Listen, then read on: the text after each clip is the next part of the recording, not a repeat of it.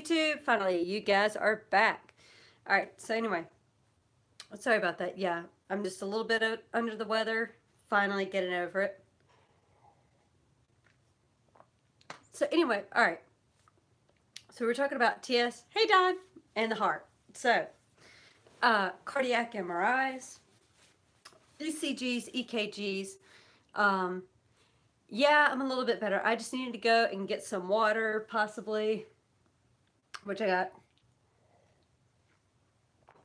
and some tissue. So just a little congested. That's all. I think it's probably because I worked for 8 days with only 1 day break, like in between. So I think what I'm dealing with is like a stress cold because I was on a flight and for some reason like this ear popped, but this ear did not pop. So, so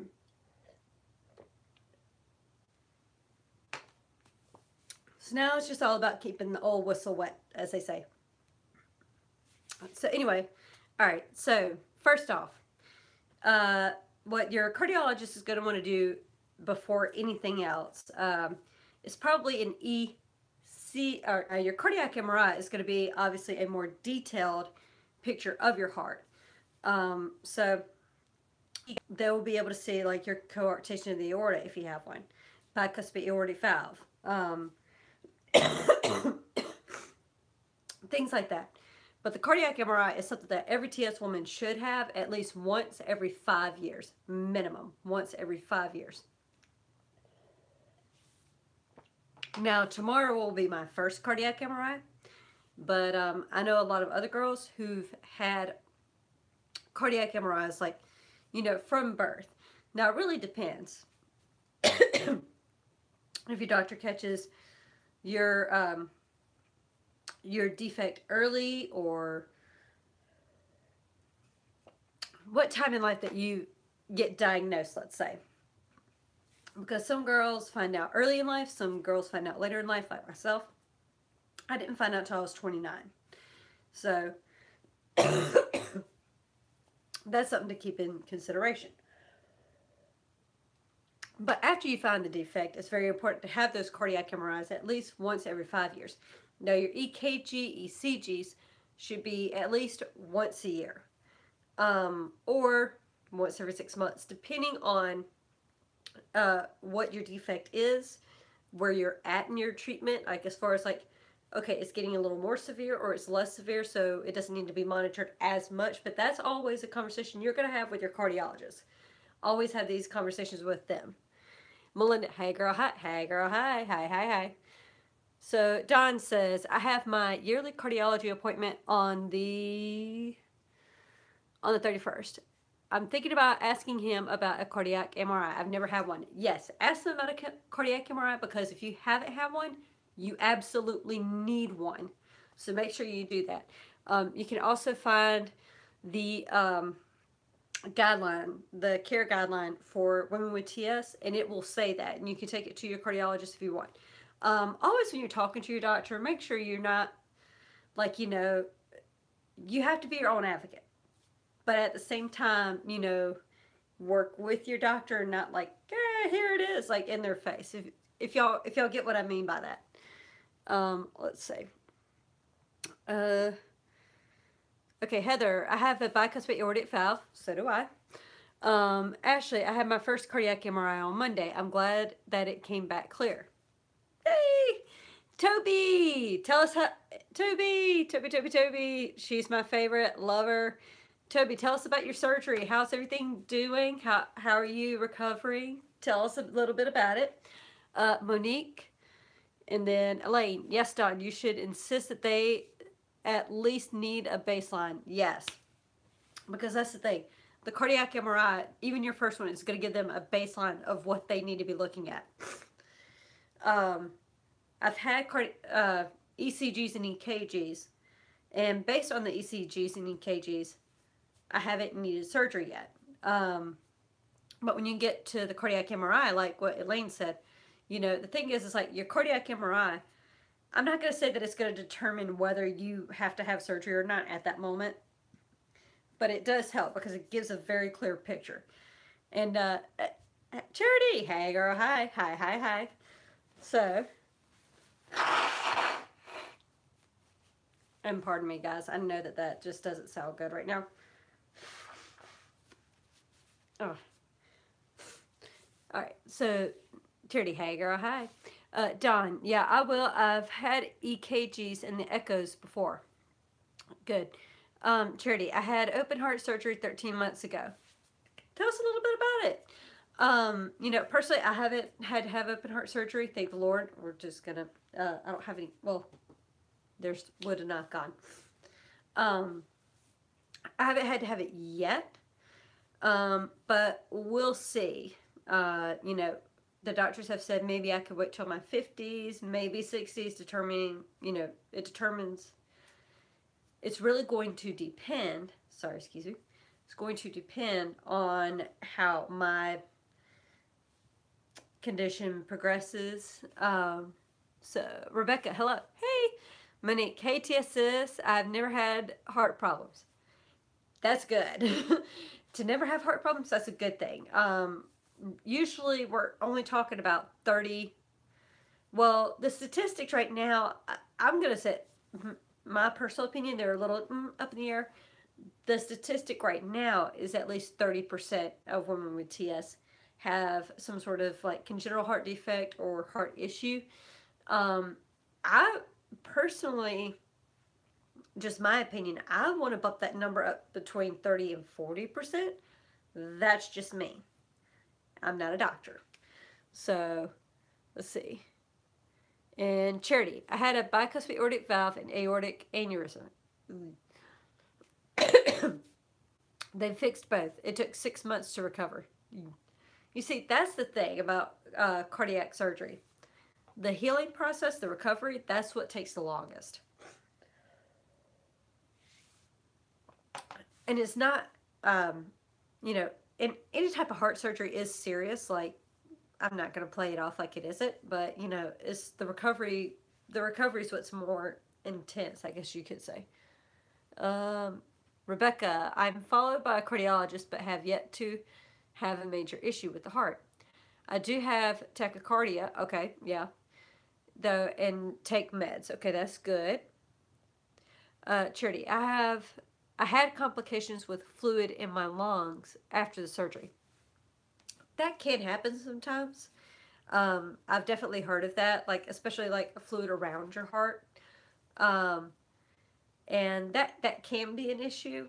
But it's I'm not gonna say it's not common that it's not common when you have heart surgery. Uh, Don, I've had coarctation, got it corrected when I was real young, and they said I would have to have surgery again in my teens, and thank God I didn't have to. You see, that's one of the reasons why my cardiologist hasn't they haven't wanted to do surgery yet, just because of my age. Because, yeah, the younger you are when you have it, the more likely, the chance is higher that you're going to have to go back in and fix something. Cassie, hey girl, hi. Melinda, Charity is lucky to be alive after having an aneurysm. Exactly. Aneurysms is that. Ugh. Aneurysms in and of itself, like Toby could probably tell you about hers. Uh, they're very. They're not fun. They're very difficult. Well, there's so much that can happen with an aneurysm, so you want to be careful, and especially if you have a cardiac aneurysm, like an aneurysm cardiac issue, like that's even more of an issue. Molly, hi, hey girl, hi, hey girl, hi. So anyway, anybody else have questions or maybe the story they want to tell of their cardiac issues? Charity, they did the surgery to prevent aortic dissection. Exactly, because here's the thing: if you have an aneurysm or coarctation of the aorta, you run the risk. Excuse me, I don't. Yeah, guys, I know I sound really badly congested right now.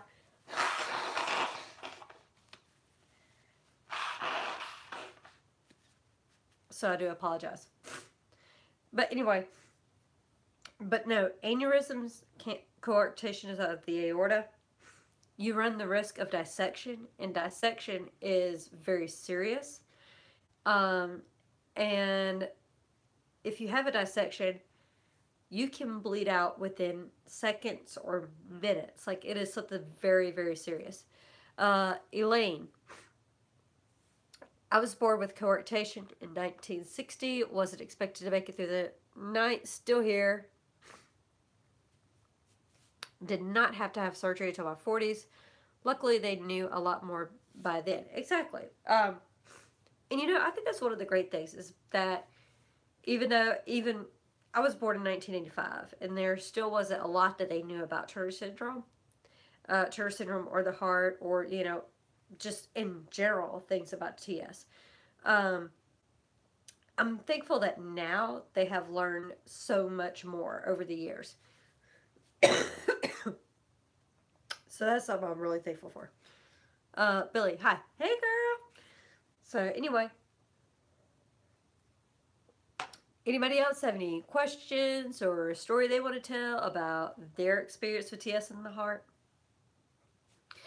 I guess I could tell a little bit about the story about how I got diagnosed. Basically, what happened was I was having chest pains for about a year. And these chest pains were like literally about to take me out. Like, I'd be sitting in the office. I became a general manager with Dunkin' Donuts. And so I thought really it was just stress. Brooke, number one reason why regular screenings are important. Exactly. That's exactly. I mean, once a year for your ECG and EKGs, once every 5 years, minimum at least, minimum. Cardiac MRI.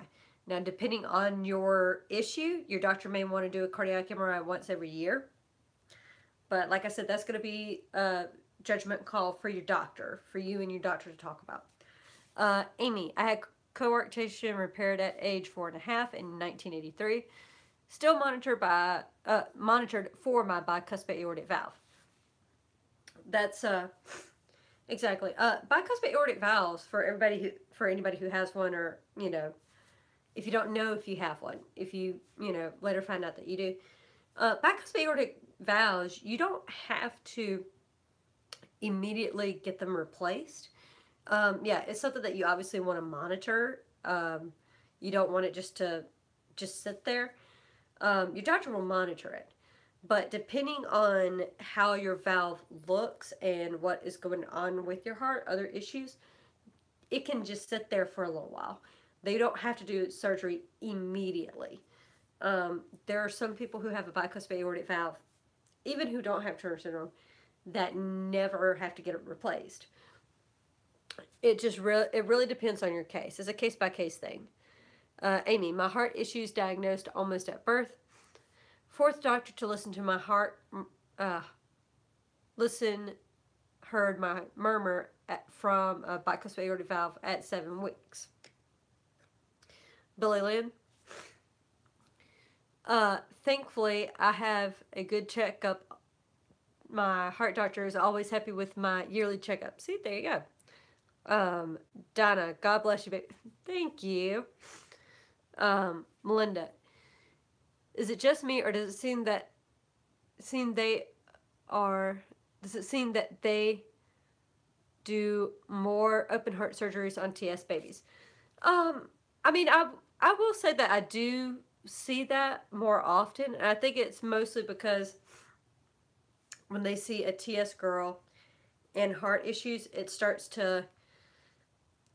they worry more just because of things that can happen with TS in the heart. Elaine, also you should know the size of your coarctation. Exactly. Guidelines have changed to size of our body as opposed to age. That's true. Yeah, that's why I say always stay on top of the guidelines. Stay on top of those things. Make sure you're your own advocate and you're doing your research and you're finding out what you need to know about your condition and TS. And let's say that, for instance, yeah, we know that TS can cause some heart issues, okay? Happens to about 30% of women with TS. That's the statistic. Like I said, my personal opinion, if you talk about TS women, like heart defects and heart issues, I personally want to say around between 30 and 40%. That's just me personally. Like I said, I'm not a doctor. I'd like to see more research on that. But let's say that, your family also has a history of hypertension or diabetes. Yeah, just because you have TS, and you might be diabetic or have a heart issue, I still like to talk to doctors about my family history because uh, you don't want to look at it as just a TS thing. Yeah, it's important to look at it that way. Like, okay, I have Turner syndrome and this heart issue, or I have Turner syndrome and diabetes, or TSN, whatever. But also just make sure that it's not single view, I guess you could say, looking at the whole picture, if that makes sense. So, but anyway, all right. Any other questions about TS in the heart? I'm going to try to wrap it up here soon because unfortunately Bethy's got to work tomorrow. And I'm probably going to need to go take some medicine for all of this. So anyway. Alright. Well, anyway, girls, it's been great. We'll see y'all Thursday for Ladies' Night. I will probably be in either Cincinnati or Austin when I do it. Brooke. Had 2 cardiac MRIs in my life and more echoes than I can count. Exactly, right? Not the most exciting thing, but, excuse me, gives such important info. It does. Knowing the size of the coarctation is very good. It is. Do you know the current guidelines? So, like I said, the current guidelines, ECG and EKGs yearly. And then MRIs once every 5 years is the current guidelines that I know about. I know that this is 2018, so they're going to do another symposium at the conference this year, so they're going to update those guidelines. So when those come out, they'll probably come out in like August, September, I want to say, because the conference is in July. Then right after the conference, they have the symposium, like at the end of it. Hey, Faith. Hey, girl. Hi. They have it at the end of it. It's like for 2 or 3 days, something like that. They have the symposium. And then after that, they will come out with the guidelines. I really want to go to the symposium this year. 2016, I went to the first day of the symposium, which is fun. But I want to stay through the whole thing, and I really want to get to know some of the doctors and talk to them about the guidelines that they come out with and like why they want to do it. I kind of want to get really into depth this year.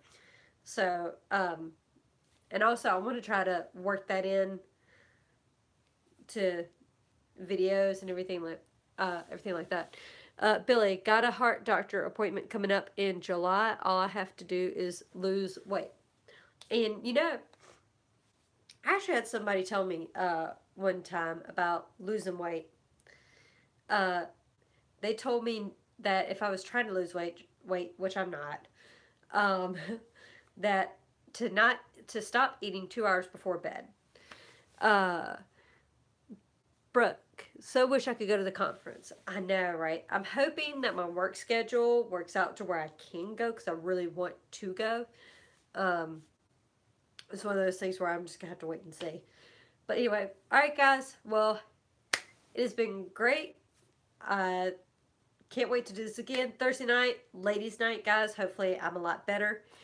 Yeah, I know, Faith. It's going to be in Washington, D.C. this year, so anyway, alright guys, see y'all see y'all Thursday night for ladies' night. Hopefully I'll be feeling a lot better, and see y'all then. Bye!